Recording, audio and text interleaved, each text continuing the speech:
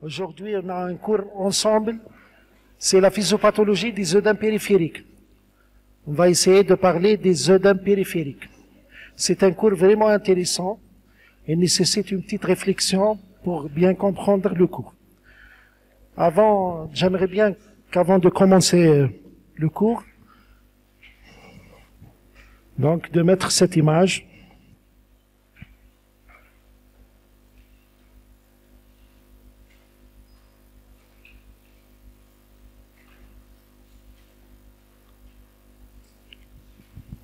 Donc, lorsque vous voyez cette image, vous pensez à quoi?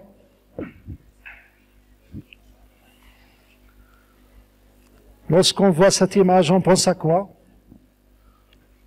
Finalement, c'est un pays d'un enfant. C'est un pays qui est tuméfié.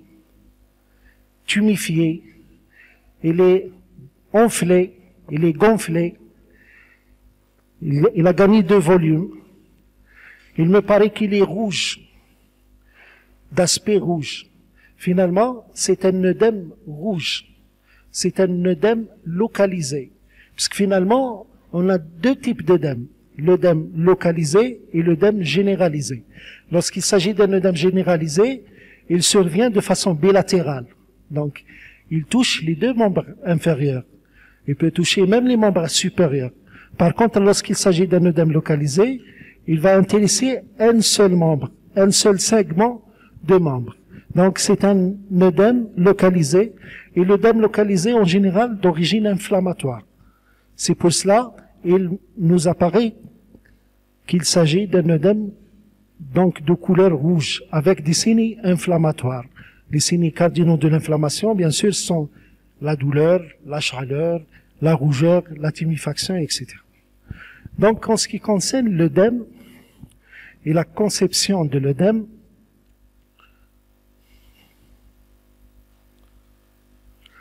l'œdème, c'est une accumulation de fluide. C'est une accumulation de liquide dans le secteur interstitiel de compartiments extracellulaires. Cette accumulation, elle est bien visible, elle est bien palpable, lorsqu'il s'agit d'une accumulation qui se traduit sur le plan clinique par un œdème. Et ce caractère visible et palpable, ça nécessite une augmentation de liquide interstitiel d'au moins 30%. Bien sûr, le liquide interstitiel, il constitue 15% seulement de l'eau totale qui se trouve dans l'organisme. Lorsque le liquide interstitiel s'augmente au-delà de 30%, on peut avoir l'apparition de l'œdème. Il se traduit cliniquement par une tuméfaction, donc soit localisée, soit généralisée. Bien sûr, cette accumulation est la traduction clinique d'une rétention hydrosodée. C'est une accumulation de l'eau et de sel dans le liquide, dans le secteur interstitiel. C'est une rétention hydrosodée. Lorsque cette rétention hydrosodée, elle devient vraiment massive, elle devient vraiment importante, elle peut se présenter n'importe quelle eau dans l'organisme. Elle peut se présenter en sous-cutané et même au niveau des séreuses. Lorsqu'on parle des séreuses, c'est surtout la plèvre, le péricarde et le péritoine. C'est-à-dire, on peut avoir un œdème sous-cutané du membre inférieur avec un épanchement pleural, une péricardite avec un épanchement péricardique et une ascite, ou bien un épanchement donc au niveau de péritoine. Et lorsque ce tableau il devient vraiment diffus, on parle d'un tableau d'Anasarch. Anasarch. Le tableau d'Anasarch, c'est un œdème vraiment diffus, généralisé, en sous-cutané, et elle intéresse aussi donc les séreuses. L'œdème, c'est un symptôme. C'est un symptôme fréquent en médecine. C'est un motif de consultation très fréquent. Et avec plusieurs étiologies. Donc, plusieurs étiologies, il répond à plusieurs étiologies. Par rapport à des étiologies liées à l'œdème généralisé, ou bien à l'œdème localisé. Donc, deux types d'œdème. Œdème localisé et œdème généralisé. L'œdème localisé, généralement, c'est un œdème inflammatoire, d'origine inflammatoire, lié à une inflammation locale. Par contre, l'œdème généralisé, en général, ce n'est pas un œdème inflammatoire. Il est toujours d'origine mécanique.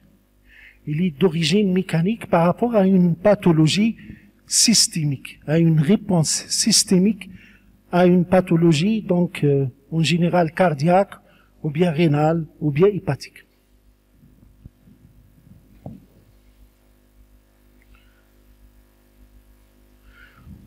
Sur le plan physiologique, l'eau totale représente 60% du poids du corps. Bien sûr, l'eau totale, il se répartit dans les deux compartiments, le compartiment cellulaire et le compartiment extracellulaire. Le compartiment extracellulaire, en lui-même, il est composé de deux secteurs, le secteur vasculaire et le secteur interstitiel. L'accumulation de sel et de l'eau dans le secteur interstitiel, ça définit l'œdème périphérique. Bien sûr, le secteur interstitiel, il joue un rôle primordial dans les échanges entre la cellule et le plasma, entre le sang et la cellule. C'est un lieu de transit des nutriments et des déchets entre le plasma et la cellule. C'est un siège d'échange permanent entre la cellule et le plasma.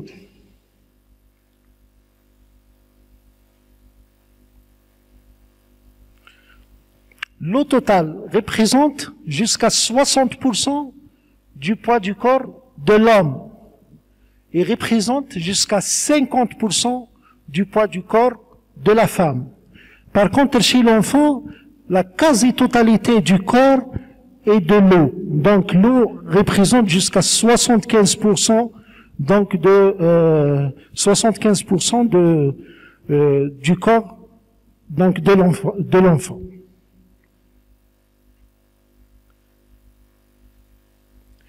Ce schéma, il visualise bien donc les deux compartiments, le compartiment cellulaire et le compartiment donc extracellulaire. Le compartiment extracellulaire est composé de deux secteurs, le secteur vasculaire et le secteur interstitiel. Bien sûr, le secteur interstitiel joue un rôle important dans les échanges entre la cellule et le plasma. Donc, comme vous voyez, lorsqu'il y aura un passage de plasma, ou bien de liquide, de plasma dans l'interstitium, l'interstitium, il va drainer le surplus de liquide qui se trouve à travers la circulation lymphatique. Donc, la circulation lymphatique, elle gère à drainer, à éliminer le liquide qui se trouve en surplus dans donc le secteur interstitiel. Lorsqu'il y aura une capacité dépassée de la circulation lymphatique, il va y avoir une accumulation de liquide dans le secteur interstitiel et par conséquent, il va y avoir l'œdème périphérique. Donc l'œdème périphérique survient souvent sur une accumulation importante de liquide interstitiel avec dépassement des capacités de drainage lymphatique.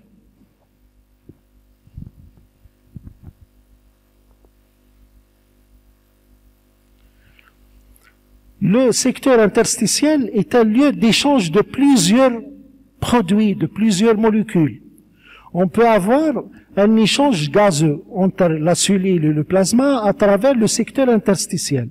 Bien sûr, selon un gradient de pression partielle des différents gaz. On peut avoir également un échange entre la cellule et le plasma par rapport à des échanges des molécules en fonction de gradients de concentration des molécules. On peut avoir également un échange d'eau entre la cellule et le plasma. l'échange de l'eau ou bien les mouvements d'eau à travers la paroi vasculaire et la paroi cellulaire sont régis à des variations de pression. Et plus précisément, la pression hydrostatique et la pression oncotique. La pression oncotique, c'est la pression osmotique qui attire l'eau vers les protéines. C'est-à-dire, lorsqu'il s'agit d'une augmentation de taux des protéines dans le plasma, il va y avoir donc une entrée de l'eau à l'intérieur du plasma. Et lorsqu'il s'agit d'une pression oncotique diminuée par rapport à un taux d'albumine ou bien de protéines diminué dans le sang, il va y avoir une sortie de l'eau du plasma vers le secteur interstitiel. Donc, les échanges d'eau et de sel à travers la paroi capillaire sont régis à des variations de pression. Et plus précisément, les pressions hydrostatiques de la part de la paroi vasculaire et de la pression oncotique de la part de la paroi vasculaire. Et toute variation de pression hydrostatique ou bien une variation de pression oncotique, ça va obligatoirement faire sortir ou bien faire entrer l'eau et le sodium à l'intérieur ou bien à l'extérieur des vaisseaux. Et bien sûr, ces mouvements d'eau à travers la paroi capillaire sont régis à la loi de Frank-Starling. La loi de Frank-Starling, finalement, c'est une loi qui permet d'évaluer la quantité de liquide qui peut faire sortir de vaisseau vers l'interstitium, ou bien le contraire, la quantité de liquide qui peut entrer de l'interstitium vers le vaisseau, en fonction de plusieurs paramètres. La loi de Frank-Starling, il prend comme premier paramètre qui peut définir les mouvements d'eau à travers la paroi vasculaire, le coefficient de la perméabilité de la paroi capillaire. Le coefficient de la perméabilité de la paroi capillaire. Le coefficient est égal, le P, qui est l'indice de la perméabilité de la paroi capillaire, fois la surface d'échange. C'est-à-dire le volume de liquide de filtration, lorsqu'il est vraiment positif, il va y avoir une sortie de liquide des vaisseaux vers l'interstitium. Et lorsque le volume, le F, le volume de liquide de filtration est fortement négatif, il va y avoir une entrée de liquide de l'interstitium vers le plasma. Le premier paramètre qui conditionne ce mouvement, c'est le coefficient de la perméabilité de la paroi capillaire. C'est-à-dire, à chaque fois, lorsqu'il s'agit d'une paroi capillaire perméable, donc il va y avoir une sortie de liquide dans l'interstitium, et l'accumulation de liquide après dépassement des capacités de drainage lymphatique, ça constitue l'œdème périphérique.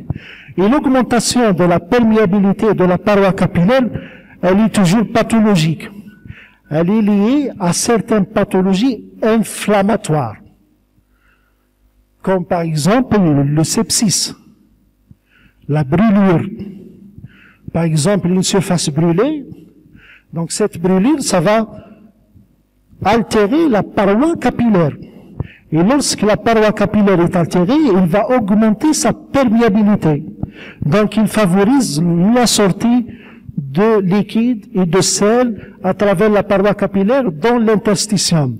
Et l'accumulation de liquide et de sel dans l'interstitium, donc ça va provoquer, c'est ce qu'on appelle l'œdème périphérique. Le deuxième facteur, c'est la variation entre la pression hydrostatique au niveau capillaire et au niveau interstitiel.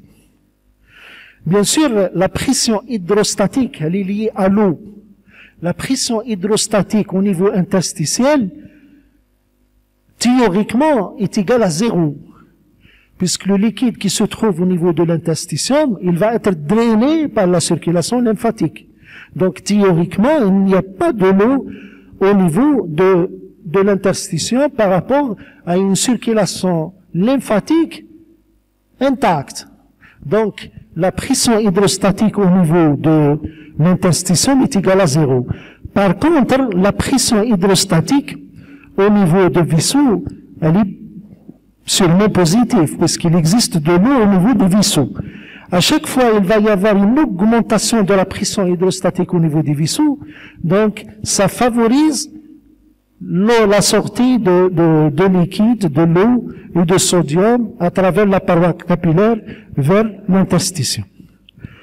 Le troisième facteur qui intervient, c'est la différence et la variation de la pression oncotique à travers la paroi capillaire. Bien sûr, la pression oncotique au niveau des vaisseaux, elle est liée à la quantité de l'albumine et de protéines qui existent au niveau des vaisseaux. Et bien sûr, par rapport à la paroi capillaire, il est naturellement imperméable aux protéines, puisque les protéines, ce sont des produits qui sont à poids moléculaire élevé. Et les parois capillaires sont imperméables aux molécules qui sont de haut poids moléculaire. Donc, la pression oncotique, elle est positive au niveau de vaisseau, elle est légèrement positive au niveau de l'interstitium. Puisque finalement, certaines protéines de faible poids moléculaire, elles peuvent s'échapper et passer à travers les pores de la paroi capillaire et gagner l'interstitium. Donc, à chaque fois, il y aura une diminution de la pression oncotique au niveau capillaire par rapport à une diminution de l'albumine sanguine ou bien une diminution des protéines au niveau du sang, il va y avoir un passage de liquide et de sel de vaisseau vers l'interstitium. Finalement, la constitution et l'accumulation de liquide et de sel dans l'interstitium est favorisée par l'augmentation de la perméabilité de la paroi capillaire par rapport à une augmentation de coefficient de perméabilité de la paroi capillaire, soit par une augmentation de la pression hydrostatique au niveau du capillaire, l'augmentation de la pression hydrostatique au niveau capillaire, soit par une diminution de la pression oncotique au niveau capillaire. Et dans tous les cas, lorsque la circulation lymphatique est altérée, lorsque la circulation lymphatique est altérée, le passage de liquide dans l'interstitium, ça nécessite toujours un drainage par la circulation lymphatique. Lorsque la circulation lymphatique est altérée, ça va provoquer une stagnation de liquide dans l'interstitium et ça va provoquer l'apparition de l'œdème. Donc la diminution de débit lymphatique, la diminution de débit lymphatique peut provoquer l'apparition de l'œdème. Si on prend l'exemple d'une intervention chirurgicale avec un curage ganglionnaire. Le curage ganglionnaire, c'est l'ablation des ganglions lymphatiques. Lorsqu'on enlève les ganglions lymphatiques, c'est-à-dire dans une zone bien précise, donc on diminue le drainage lymphatique. Ça va provoquer, c'est ce qu'on appelle le lymphœdème. Le lymphœdème, c'est-à-dire un œdème d'origine lymphatique.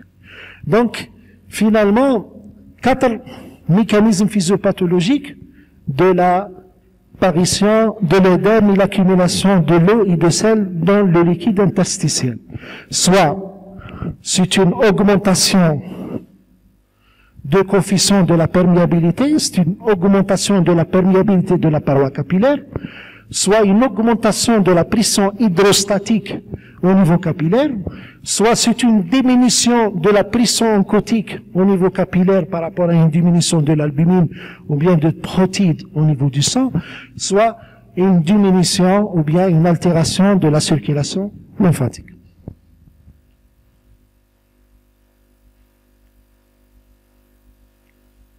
À l'état physiologique, bien sûr, au niveau des capillaires, on a deux extrémités, l'extrémité artérielle et l'extrémité veineuse. Au niveau de l'extrémité artérielle, la pression hydrostatique, elle est vraiment élevée.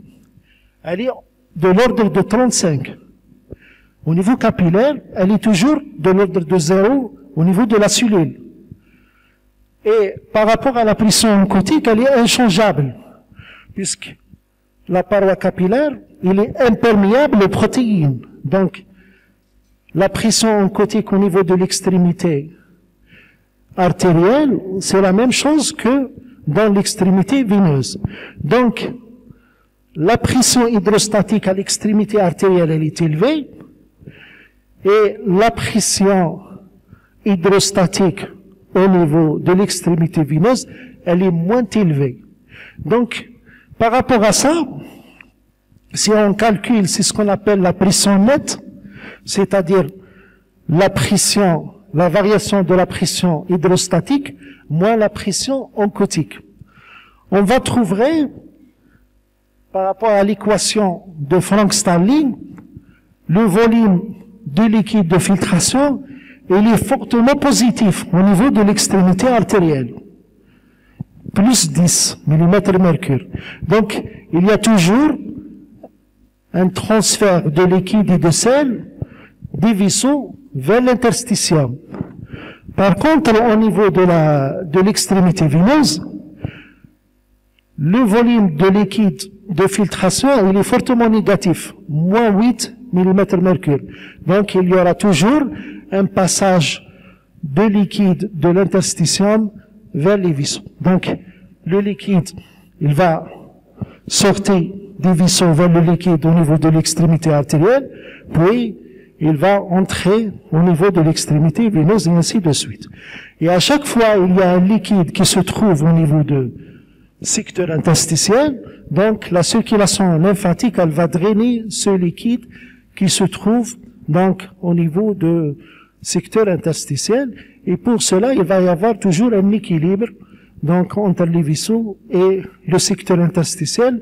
L'objectif toujours, c'est de garder 15% dans le secteur interstitiel et 5% dans les vaisseaux.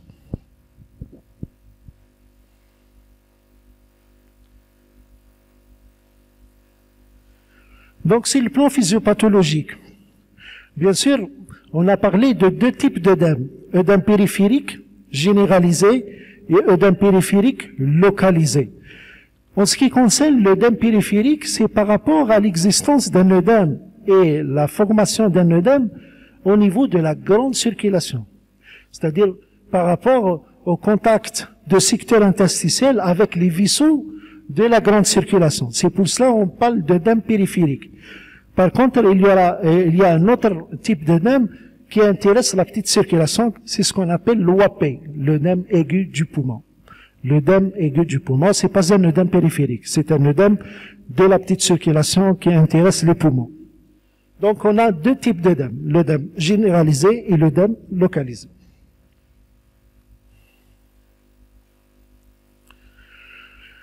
Donc selon la loi de Frank-Starling,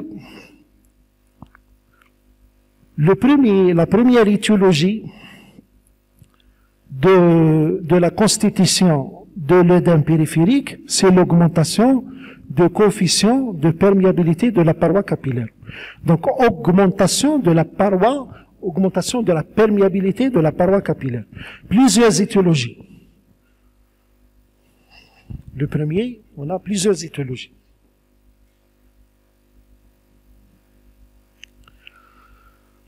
En général, ça donne des œdèmes inflammatoires, des œdèmes localisés. La brûlure, ça donne un œdème localisé par rapport à une altération de la perméabilité de la paroi capillaire. un traumatisme. Un traumatisme, donc, ça constitue de l'œdème, donc de façon localisée, de fait de l'augmentation de la perméabilité de la paroi capillaire. Le sepsis, lorsqu'il s'agit d'une infection localisée, ça donne un œdème localisé. Mais lorsqu'il s'agit d'un sepsis par rapport à une réaction inflammatoire généralisée, il peut donner un œdème généralisé. C'est-à-dire l'inflammation, donc du fait de la libération des médiateurs inflammatoires, avec donc une réaction inflammatoire systémique, une augmentation de la perméabilité de la paroi capillaire partout, donc on peut assister à des œdèmes qui sont généralisés. Il y a aussi ce qu'on appelle le syndrome de détresse respiratoire aiguë. C'est un OAP lésionnel, un œdème aigu du poumon lésionnel. C'est pas un œdème périphérique, c'est un œdème de la petite circulation.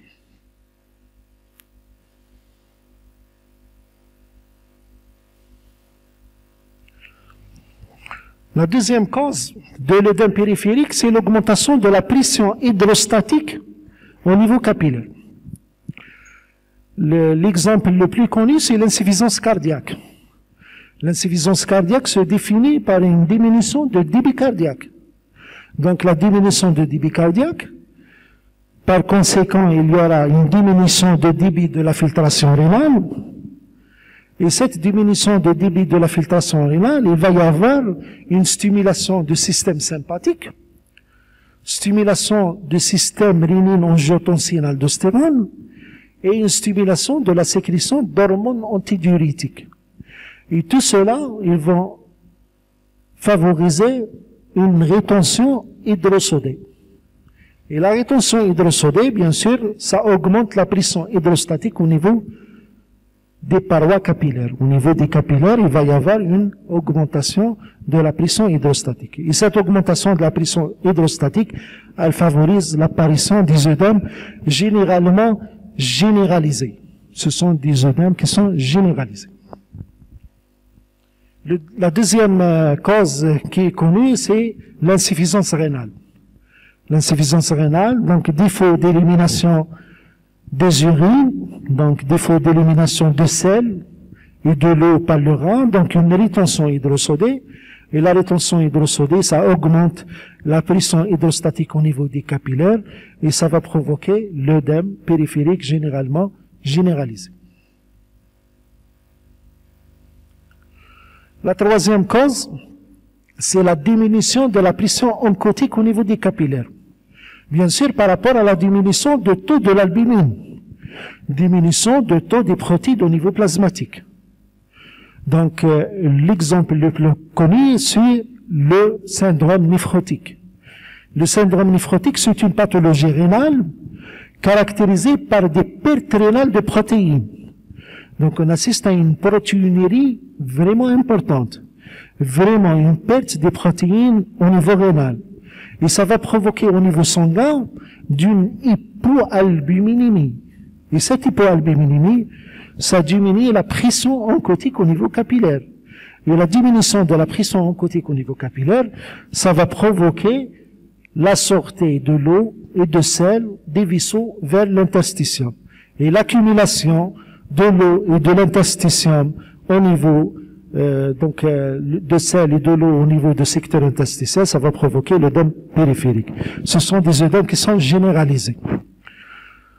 La maladie hépatique, puisque la maladie hépatique, le foie est le lieu de synthèse de l'albumine. L'albumine, il se synthétise au niveau hépatique. Donc, lorsqu'il s'agit d'une insuffisance hépatocellulaire, le cas par exemple d'une cirrhose biliaire décompensée, on peut avoir une diminution de la synthèse de l'albumine. Donc, hypoalbuminémie. Et l'hypoalbuminémie, donc, c'est une diminution de la pression oncotique au niveau des capillaires et ça va provoquer la sortie de l'eau et de sel de vaisseaux vers l'interstitium et donc la constitution de l'œdème périphérique. Ce sont des œdèmes qui sont généralisés. La malabsorption des protéines, bien sûr. La dénutrition par un défaut d'apport des protéines. Défaut d'apport d'albumine, toujours l'hypoalbuminémie, elle peut se manifester par une diminution de la pression oncotique et ça va provoquer l'apparition de l'œdème par le transfert de l'eau et de sel des vaisseaux vers l'interstition.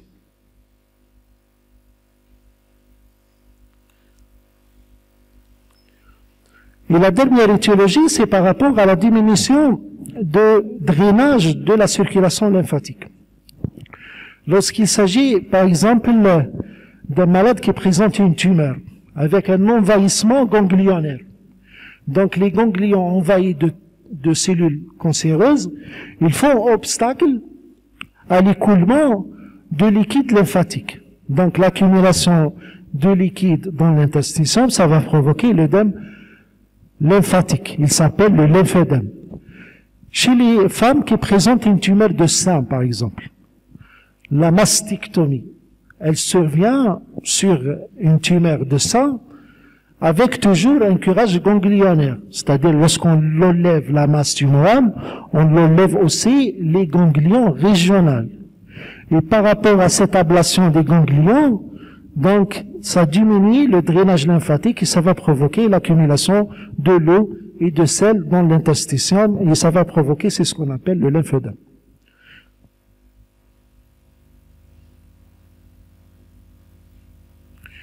La conséquence, toujours, c'est une rétention hydrosodique au niveau interstitiel.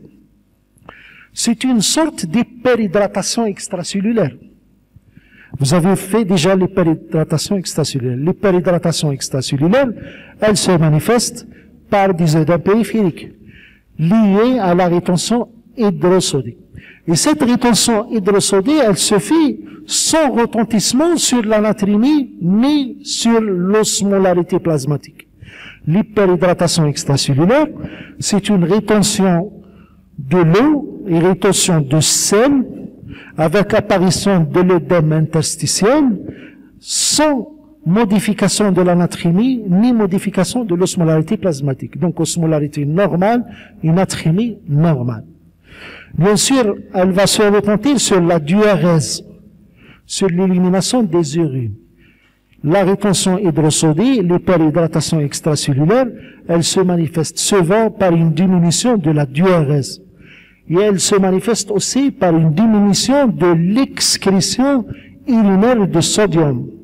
Donc la natriurèse, elle est toujours basse. Natriurèse basse, diurèse basse.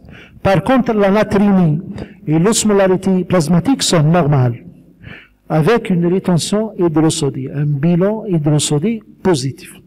Sur le plan hormonal, cette rétention hydrosodique, elle est consécutive à une réponse hormonale. Stimulation du système sympathique, stimulation du système rénine-angiotensine-aldostérone et stimulation de la sécrétion de l'hormone antidiurétique. Ce sont des conséquences de la constitution de l'œdème interstitiel. Et aussi, sur le plan clinique, on peut distinguer deux types d'œdème. L'œdème généralisé et l'œdème localisé. L'œdème généralisé, lorsque l'infiltration, elle est partout. Lorsque l'accumulation de l'eau et de sodium, elle est en sous-cutanée, elle est partout.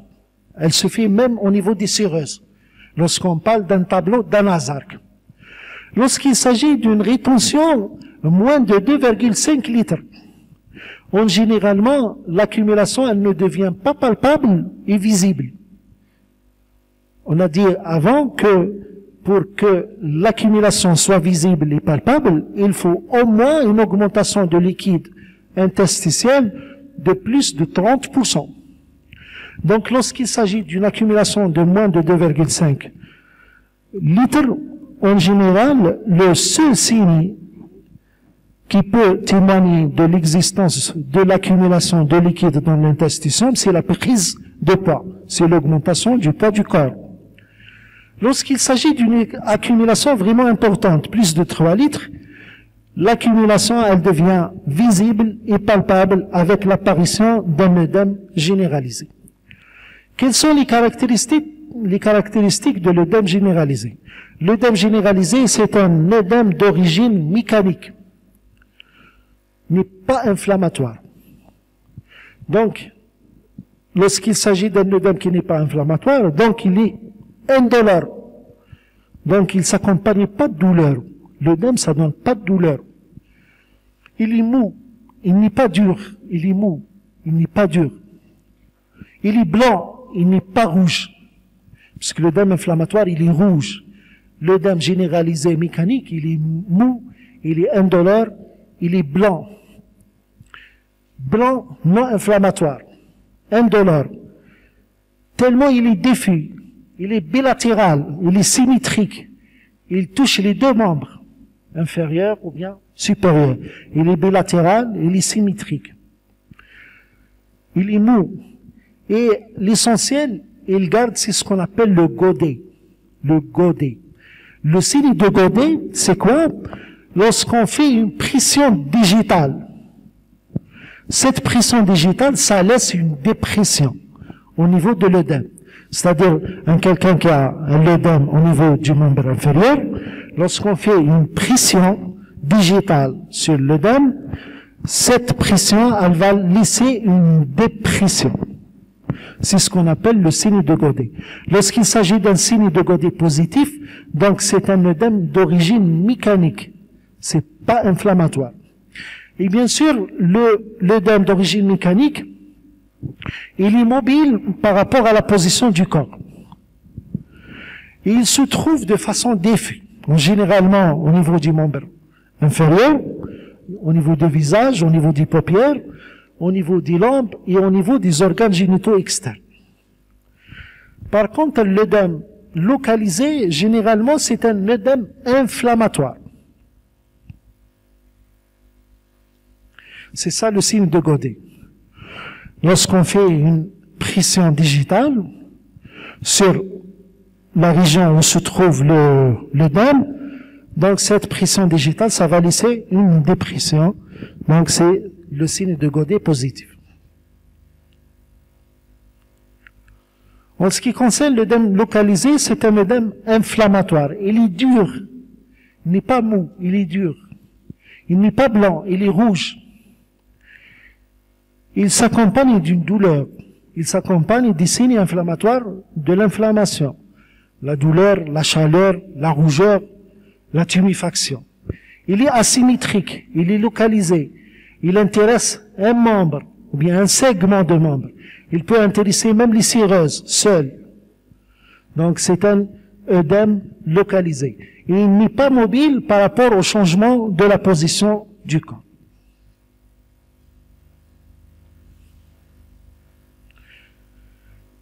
Et par rapport à ça, on peut déduire les étiologies des œdèmes généralisés. Les œdèmes généralisés, soit d'origine cardiaque, l'insuffisance cardiaque, congestif, soit d'origine hépatique, l'insuffisance hépatocellulaire, la cirrhose hépatique décompensée, soit d'origine rénale, syndrome néphrotique ou bien une insuffisance rénale, soit sont liés à un état de choc distributif par rapport à une réaction inflammatoire systémique. Donc, l'état de choc septique ou bien l'état de choc anaphylactique. Par contre, l'œdème localisé, il est inflammatoire, il est lié à une inflammation localisée.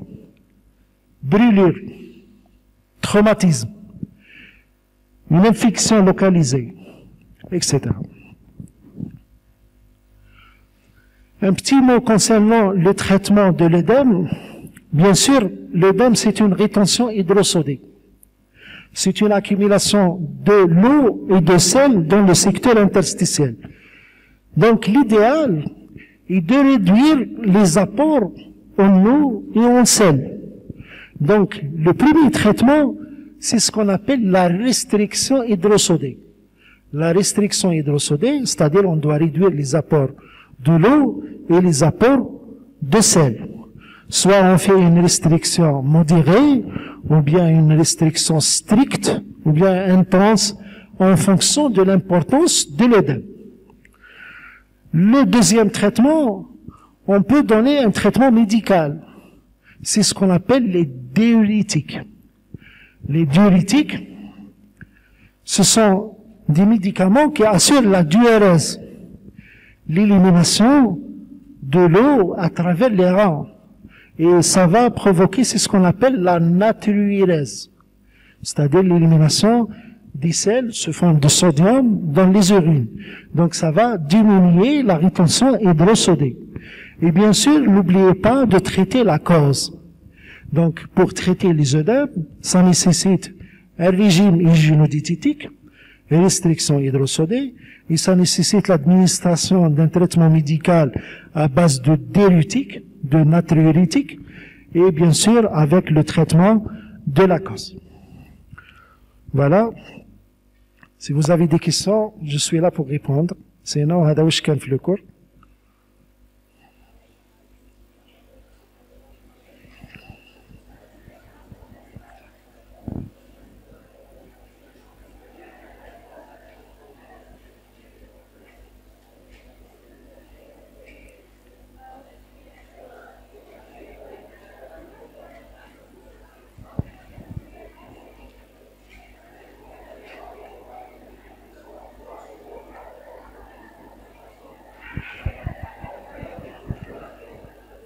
Merci pour votre attention.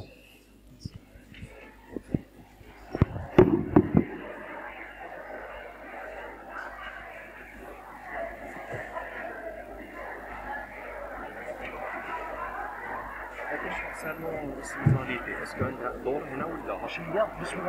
L'osmolarité, c'est par rapport à la paroi cellulaire. احنا نهضروا على paroi vasculaire. لازم تسمى الاسمولاريتي كي تتحرك حتصرى لي سيدراسيون ان بخا ولا ايبر ان بخا ماشي على بار. نقولها في السيمات تاع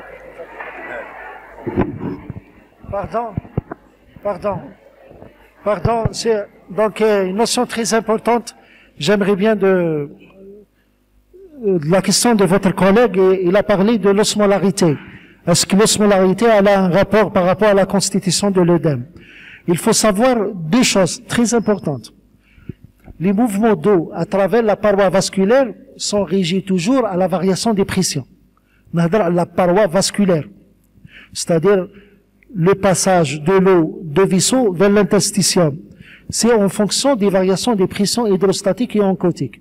Par contre, le passage de liquide de vaisseau ou bien de l'interstitium à l'intérieur de la cellule, c'est-à-dire le passage de l'eau à travers la membrane cellulaire, est régi toujours à la variation de l'osmolarité. C'est-à-dire l'osmolarité, elle reflète le passage de l'eau du milieu extracellulaire vers le milieu cellulaire ou bien l'inverse. Par contre, la variation de pression qui fait donc réapparaître l'œdème par rapport au passage de liquide de vaisseau vers l'interstitium à travers la paroi vasculaire. Donc, essentiellement, il faut connaître les deux notions. La première, les mouvements d'eau à travers la paroi vasculaire sont régis aux variations de pression, oncotique et hydrostatique, et le passage de l'eau à travers la membrane cellulaire est lié à la différence de l'osmolarité de part et d'autre de la membrane cellulaire. C'est pas vasculaire. Merci.